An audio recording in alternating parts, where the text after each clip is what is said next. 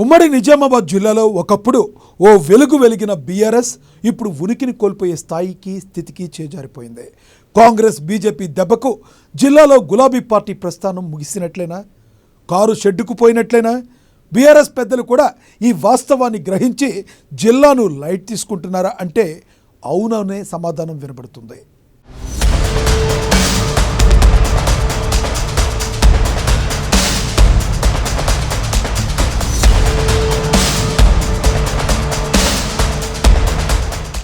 ఉమ్మడి నిజామాబాద్ జిల్లా అంటే ఒకప్పుడు బీఆర్ఎస్కు కంచు కోట. పార్టీ ప్రారంభమైనప్పటి నుండి ఈ జిల్లా గులాబీ పార్టీకి అండగా నిలిచింది. 2001 నుంచి ఇప్పటి వరకు నిజామాబాద్ జిల్లాలో ఏ ఎన్నికలు జరిగినా కారు బలం చాలా స్పష్టంగా కనిపించింది. కానీ అదంతా గతమే అన్నట్లుగా తయారైంది. ఎందుకంటే ఉమ్మడి నిజామాబాద్ జిల్లాలో ఇప్పుడు బీఆర్ఎస్ తీవ్ర సంక్షోభాన్ని ఎదుర్కొంటుంది.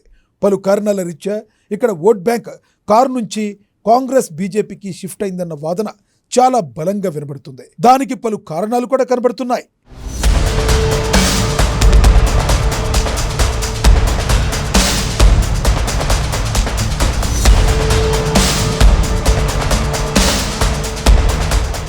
నిజామాబాద్ జిల్లాలో బీఆర్ఎస్ వీక్ అవడానికి ప్రధాన కారణం ఇక్కడ కాంగ్రెస్ బీజేపీ ఒక్కసారిగా వేగం పెంచటం.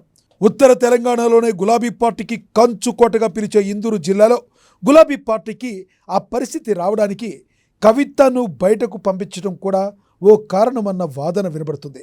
వాస్తవానికి కవిత పార్టీలో ఉన్నంతకాలం నిజామాబాద్ జిల్లాలో పార్టీ బలంగానే ఉందని చెబుతారు.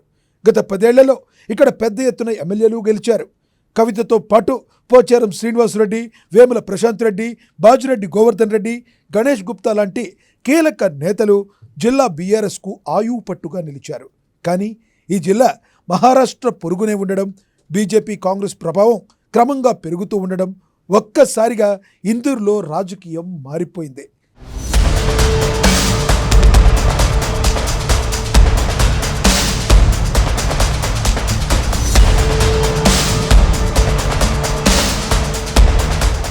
రెండు 2018 ఎన్నికల వరకు ఉమ్మడి నిజామాబాద్ జిల్లాలో బీఆర్ఎస్ బలంగానే ఉంది. కానీ నాటి గులాబీ సర్కారు అనుసరించిన విధానాలతో ప్రజలు ఆ పార్టీని తిరస్కరించడం మొదలుపెట్టారు. అధికారంలో ఉన్నప్పుడు జిల్లాను గులాబీ పార్టీ పట్టించుకోకపోవడం వల్లే ఈ పరిస్థితి వచ్చిందన్న విమర్శలున్నాయి. దాని ఫలితంగానే 2019 ఎన్నికల్లో కవితను ఓడించారు. ఇక 2023 ఎన్నికన వచ్చేసరికి జిల్లాలో బీఆర్ఎస్ తుడిచిపెట్టుకుపోయిందనే చెప్పాలి. వేముల ప్రశాంత్ రెడ్డి, పోచారం శ్రీనివాసరెడ్డి తప్ప అంతా ఓడిపోయారు. జిల్లా మొత్తం కాంగ్రెస్ బీజేపీ ఆధిపత్యాన్ని చాటుకుంది. ఆ గెలిచిన ఇద్దరిలోనూ వేముల బొటాబొటీ మెజారిటీతో బయటపడ్డారు. ఇక సీనియర్ నేత పోచారం ఒక్కరే తన పలుకుబడితో విజయం సాధించారు. ఎన్నికల తర్వాత మారిన పరిస్థితుల నేపథ్యంలో పోచారం కూడా ఇక ఉండలేనంటూ కాంగ్రెస్లోకి వెళ్ళిపోయారు.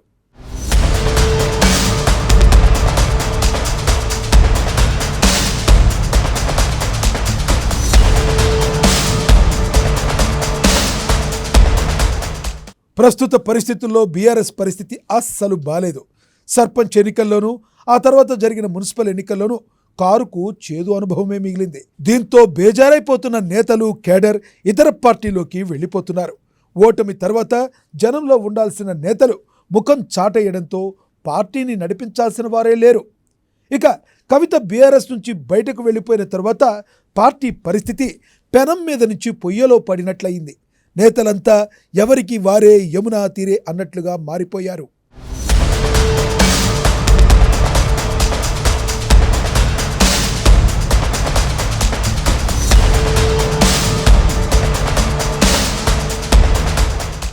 ఒకప్పుడు నిజామాబాద్ బీఆర్ఎస్ వ్యవహారాలన్నీ కవిత డైరెక్షన్లోనే నడిచేవి. కానీ ఇప్పుడు బీఆర్ఎస్ పెద్దలు జిల్లాను లైట్గా తీసుకుంటున్నారన్న వాదన వినబడుతుంది.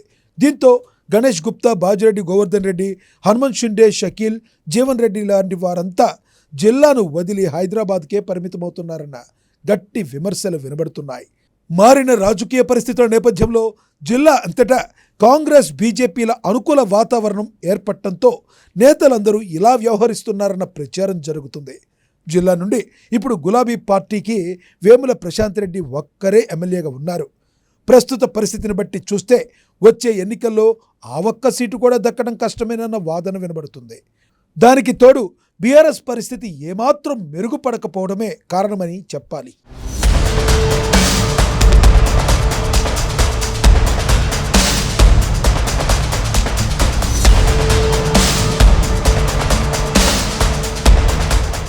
మొత్తానికి ఇందూరులో బీఆర్ఎస్కు ప్రతికూల పవనాలు వీస్తున్నాయి.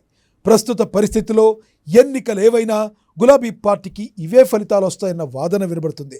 వచ్చే ఎన్నికల నాటికే ఇప్పుడున్న ఒక్క ఎమ్మెల్యే సీటు కూడా చేజారిపోయినా ఆశ్చర్యపోవాల్సిన అవసరం లేదంటున్నారు రాజకీయ విశ్లేషకులు. మరి ఇప్పటికైనా గులాబీ పెద్దలు మేల్కొంటారా లేదా అన్నది వేచి చూడాలి.